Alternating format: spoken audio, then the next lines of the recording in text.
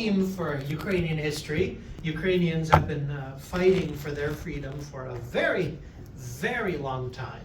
And so the current events happening in Ukraine are sadly nothing new, but Ukraine has endured and survived and always come back stronger. So I believe that there's every reason to think the same will happen again. This here is a map of Ukraine. This is after World War I, when all of the borders of Europe were redrawn. They included Ukraine in the negotiations, though there were no Ukrainians present. There was an understanding that there was a place called Ukraine that exists, and that in the redrawn borders of Europe, that this country should be placed there. So at least as far back as World War I, it was generally understood in at least Western Europe that Ukraine exists. It is an independent country, right? But of course, this is the current circumstances in Ukraine. As you can see, the map of modern Ukraine and the map of Ukraine, according to some diplomats in Paris right after World War I, are extremely similar, except for these little green bits, which is what the Russians at the moment take. It's a lot less than what they used to have. They've lost quite a bit of the territory over time, and they're continuing to lose more. And it's definitely looking like, with the help of Ukraine's many allies, especially the United States, God bless America, Ukraine is pulling through and going to win this. It might take a while. It seems Putin has a lot of Russians he's willing to throw away before he admits that he's lost. So it's a terrible tragedy, but it looks like in the end it's probably going to work out all right. So the history of Ukraine goes back quite a bit further than World War I. On this slide, there's just some various dates going back to the early Middle Ages and the Dark Ages, right? Charting the oldest Slavic settlements and the oldest Scandinavian settlements. There's a long history between the Slavs who populated the area of modern-day Ukraine, Russia, and Belarus, and the Scandinavians who came there, the Vikings, or Varangians as they were called, and who ultimately settled there and interspersed with the regular population and formed a lot of the early nobility, especially this fellow here, Rurik, who was the first king of the Rurikid dynasty that would rule over the Kievan Rus and over most of the territories of Russia, Belarus, and Ukraine for well over 1,000 years, right? I won't go through too much of this history. There's some important things. Volodymyr the Great, who I and many other Ukrainians are named for, is one of the greatest of the kings of the Kievan Rus and is beloved in the region. He is the one who converted the Eastern Slavs to Christianity. There's some fun stories about how he went about it, but eventually he decided to go for Eastern Orthodox Christianity because of the close ties between the Slavs and the Byzantine Empire at the time. And when he converted to Orthodox Christianity, he decided that as part of this, he now needed to leave his harem behind and have a proper wife, and the only proper wife for him was going to be the princess of the Byzantine Empire. So he picked up his army, went to Constantinople and said, "I would like to have your daughter as my wife now. Give her over or I will burn your city to the ground." An agreement was ultimately achieved, and he also got a nice dowry out of it. And so it all worked out for the Varangians, for Volodymyr the Great, right?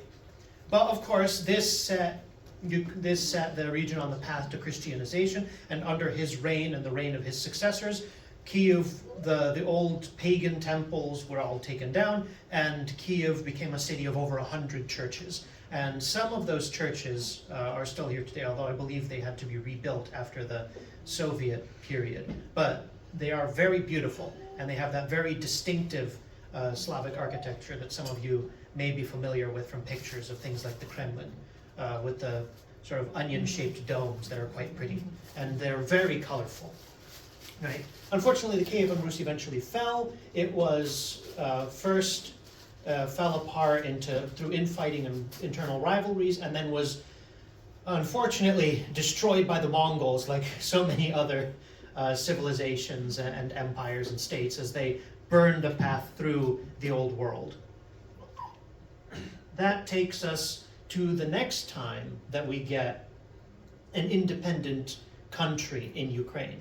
So in the intervening period, Ukraine was basically between a bunch of great empires. There was Poland, Russia, Turkey, and the Austrian Empire, and they constantly fought each other over it, and as a result, the area was pretty lawless, which attracted adventurous people who wanted to escape the oppressive authoritarian states around them, especially Poland and Russia, which were known for their serfdom, which was an extremely oppressive form of feudalism, where peasants were little better than slaves. So people wanting to escape that would escape into what is modern Ukraine, the heartland of modern Ukraine, where they joined with the people already living there to form communities called the Cossacks, which were these sort of adventurers who lived in the area and settled it and sort of fought against all of the great empires, sometimes for them, sometimes against them, by turns depending on circumstances over the course of several hundred years, before eventually, unfortunately, the Russians won out and conquered the territory. There is a bit of a funny story there that Catherine the Great of Russia, when she finally took dominion over that territory and pushed out the Poles and the Tatars and the Turks, she eliminated the largest group of Cossacks. They were in the region, and she got rid of them. She deported them away. And then a couple years later, she brought them right back, because it turns out that the region was still pretty unstable, and having the Cossacks there helped protect the land against the Tatar and Turkish raiders. So a bit of a mistake on her part, right? And then that takes us, though, eventually to 1917, which is, of course, the end of World War I, or near the end of World War I, when Ukraine proclaims its independence during the collapse of the Russian Empire. And, of course, you have the whole Russian Revolution and the Civil War between the whites and the reds and the other reds. And it's all very confusing, and a great many people die. And eventually, Lenin and the Bolsheviks come out victorious. At first, they accepted the independence of Ukraine, but after the Civil War started to wind down and the Bolsheviks realized that they had won, and it was only a matter of time, they immediately attempted to invade Ukraine and return it to the Russian fold. First it went well, but World War I wasn't over quite yet, so the Germans who wanted access to Ukrainian grain went back in, and there was a lot of back and forth of people chasing each other back and forth across Ukraine. Lots of fighting, lots of violence, and at the end of it all, Ukraine once again was conquered. Most of it went to Russia, the Soviet Union, and some of it went to Poland, right, which was very unfortunate for the Ukrainians. But Ukrainian resistance to foreign occupation, especially the Soviet Union, would continue all the way through World War II and beyond. The last holdouts of Ukrainian independence fighters, I believe, were still fighting in the mountains all the way into the late 40s. 50s. 50s, yes, all the way into the 50s, thank you, right? So Ukrainians are definitely a hard-fighting group of people. They'll keep fighting for their independence long after it's already rather hopeless, because that's just how Ukrainians are, right? Now, an implacable enemy if there ever was one, but a good friend also. Austria, I mentioned earlier, was one of the empires involved in the region, and they happened to control Galicia, which is a part in the southwest. And there was never any rebellions or much fighting there, because the Austrians, unlike all of the other empires who tried to control Ukraine, were actually quite nice about it. They promoted the Ukrainian language, they promoted Ukrainian culture, they invested in the region and built up, especially the city of Lviv, which even to this day is, I believe, the most beautiful city in all of Ukraine. Still has a wonderful mix of Slavic and Austrian style of architecture in the city center. So if you ever happen to be traveling in Eastern Europe, it's definitely a city worth visiting. Hopefully after the war has ended. Right? So that takes us through, the Soviets, they win, they conquer Ukraine, they eventually conquer more things. It's really not great. There's the Holodomor, which is a period of famine in which many millions, as many as 10 million Ukrainians die as a result of a combination of Soviet incompetence and bad policy and the cruelty and indifference of Soviet leadership. So that was a terrible tragedy for especially Eastern Ukraine, where many Ukrainians in Eastern Ukraine, which was also the agricultural heartland of the country, just died. They starved. It was truly terrible. But eventually, after World War II, things stabilized, and there was really nothing much happened until the fall of the Soviet Union. When the Soviet Union collapsed, the Verkhovna Rada of Ukraine, the government of Ukraine, voted, I believe unanimously or almost unanimously, to leave the Soviet Union peacefully, and they were able to do so. There was no violence, there was no conflict, and Ukraine was able to get out of the Soviet Union, and things went mostly fine from there. Unfortunately, like a lot of post-Soviet states, Ukraine suffered from corruption. There was a lot of corruption. Democracy existed, but it wasn't as developed or strong as it is here. But of course, the Ukrainian people, while they lacked a lot of the institutions of civil society and democracy that we are accustomed to in the West, showed their love of freedom in the constant repeated color revolutions, the various protests, like the Maidan protests. So over the recent history of Ukraine, the last 20 years, basically, of independence, the Ukrainian people have repeatedly risen up against corrupt, ineffective governments in order to try and force the country to move in a better direction.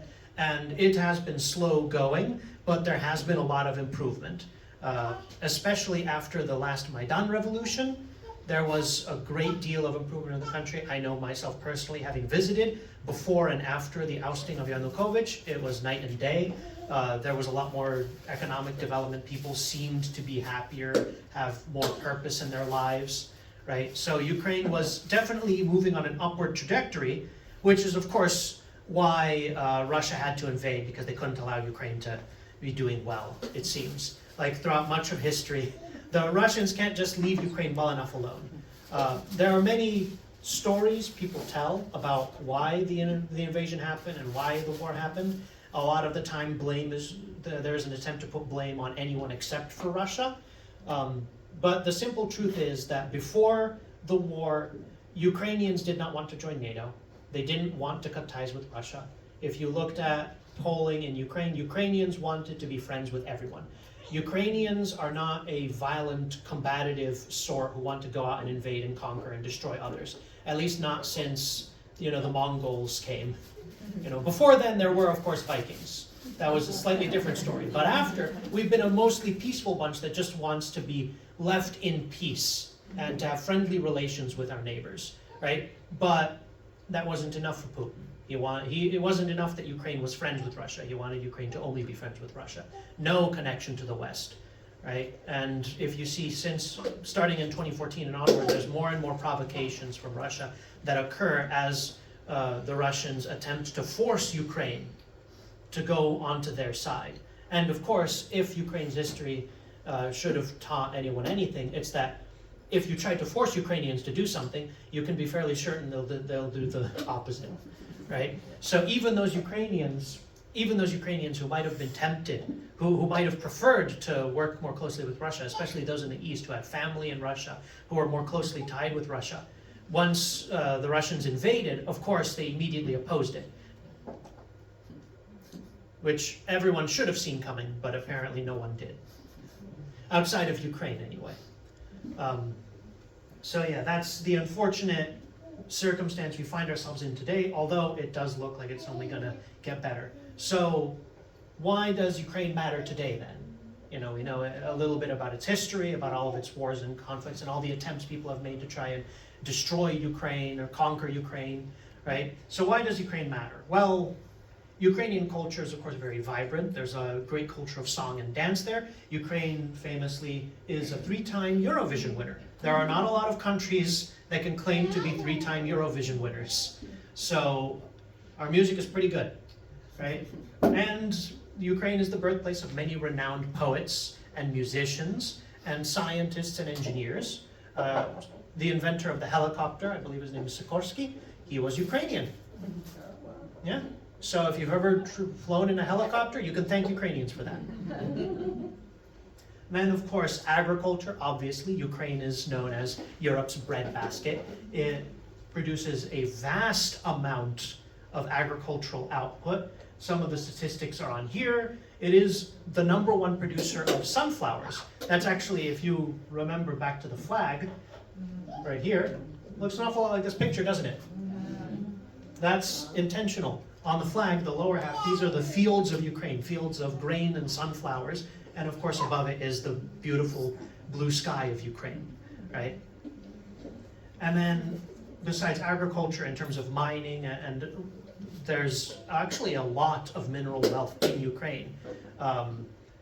Bit of a conspiracy theory, but shortly before Putin invaded initially in 2014, it turns out they found a lot of natural gas in Ukrainian waters, and there was actually a deal arrived at with American companies to go in there and start exploiting it, as well as to go and start exploiting all of the sort of natural mineral wealth that can be found in the mountains of Ukraine. So Ukraine actually has a lot of untapped sort of wealth down under the ground and under the Black Sea, which people were starting to look into actually accessing.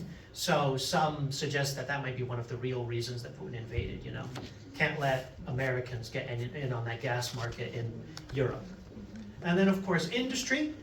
Ukraine is the second largest country for nuclear power plants in Europe. It has 4 big nuclear power plants, excluding the one that doesn't properly operate anymore, which up in Chernobyl, which, if we all remember, the Russians decided to occupy for a bit there and dig trenches in, which is very interesting to do in a place known for all of its radiation.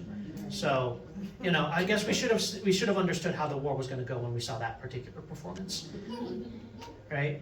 So it's also the 12th largest steel producer in the world, or at least it was before the war. There was a lot of steel industry and steel manufacturing in Ukraine, and that actually goes back a very long way. Ukraine was one of the industrial, especially Eastern Ukraine, was one of the industrial heartlands of the old Soviet Union.